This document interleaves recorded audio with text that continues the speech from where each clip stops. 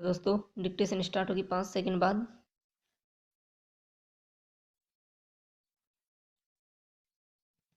Start.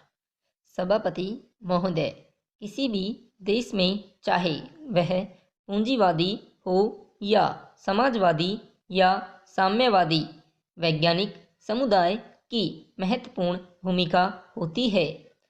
सार्वभौम स्तर का विकास करना और सामाजिक आर्थिक समस्याओं के प्रति एक युक्तिसंगत दृष्टिकोण रखना।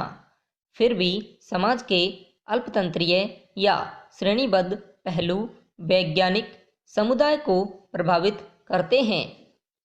अतः जब तक हम वैज्ञानिक परंपरा और अपने से ऊपर वालों से पड़ने वाले दबावों का मुकाबला करने हेतु अपने इस दायित्व के प्रति जागरूक नहीं होंगे, तब तक वे अपना ऐसा समुदाय नहीं बना सकते हैं जिसकी विशेषता वास्तव में वैज्ञानिक हो।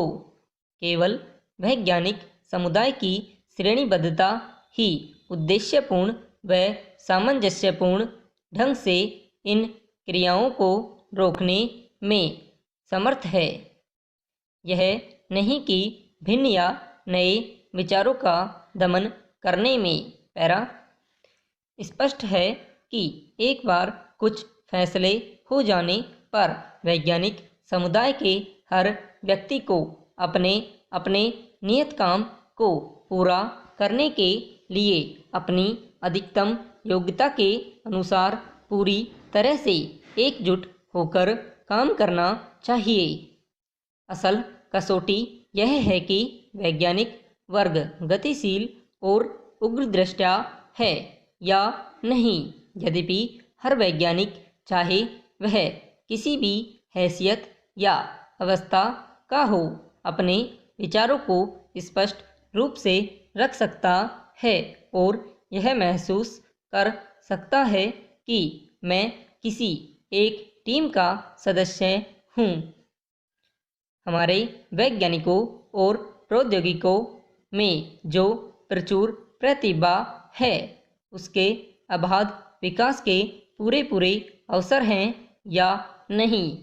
क्या वैज्ञानिक वर्ग आत्मलोचक है या वह नित नए ज्ञान को ग्रहण करने के लिए मानसिक रूप से तैयार है? जैसा कि हम देखते हैं, वैज्ञानिक किस प्रकार बड़े सहयोग और सौहार्द के साथ मिलकर काम करते हैं, इसका सबसे अच्छा उदाहरण चंद्रमा पर पहुंचने और मंगल व शुक्र की खोज की परियोजनाओं से मिलता है, जहां अनेक विषयों और शाखाओं के हजारों विशेषज्ञ कितनी स्वेच्छा और लगन से एक ही साध्य के लिए जुटे हुए हैं। फिर भी यह समुदाय बिना किसी पूर्वाग्रह के अपने लक्ष्यों व कामों के बारे में विचार करने के अलावा आलोचना भी करता है। पहले तो केवल सेनाओं में ही बहुत बड़ी संख्या में लोग एक साथ मिलकर अनुशासित ढंग से काम किया करते थे, किंतु आज विशाल व जटिल वैज्ञानिक और प्रौद्योगिक प्रयास हो रहे हैं। वे सरकारी आदेशों के कारण नहीं, बल्कि अनुशासन की भावना के कारण संभव हो सके हैं। पैरा महोदय, आज के युग में बिना शिक्षा के कोई भी व्यक्ति अधूरा है। अतः प्रत्येक व्यक्ति का शिक्षित होना अनिवार्य है।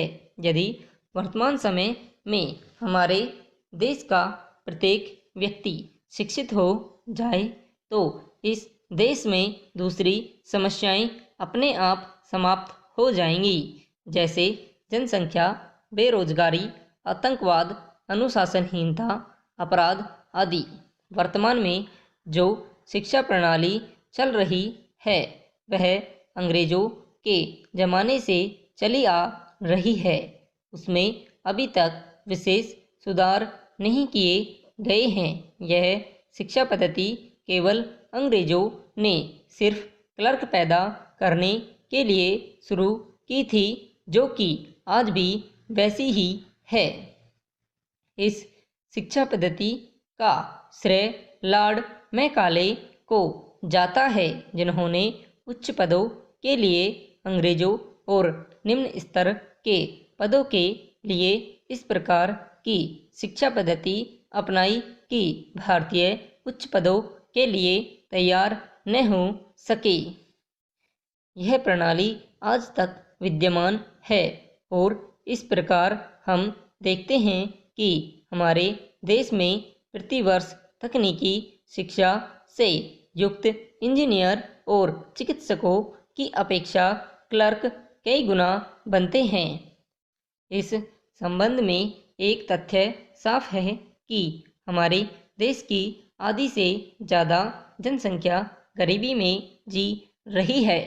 अतः तकनीकी शिक्षा महंगी पड़ती है और इसी कारण क्लर्क ज़्यादा बनते हैं। पैरा आज की हमारी शिक्षा प्रणाली का मुख्य दोष है कि शिक्षा पद्धति व्यवसाय उन्मुख नहीं है। यदि शिक्षा पद्धति को व्यवसायोन्मुखी बनाया जाए तो इस देश की कायापलट हो जाए और वह America, Japan, Germany, France, Britain आदि देशों की श्रेणी में गिना जाने लगे। उदाहरणार्थ, यदि आज एक विद्यार्थी को मैट्रिक की परीक्षा उत्तीर्ण करने के पश्चात या स्कूली समय से ही व्यवसायोन्मुखी किसी कार्य में दक्ष किया जाए तो उसकी शिक्षा स्नातक स्तर की समाप्त होते ही वह उस कार्य विशेष में दक्ष होने के कारण वह अपना स्वयं का रोजगार प्रारंभ कर सकता है।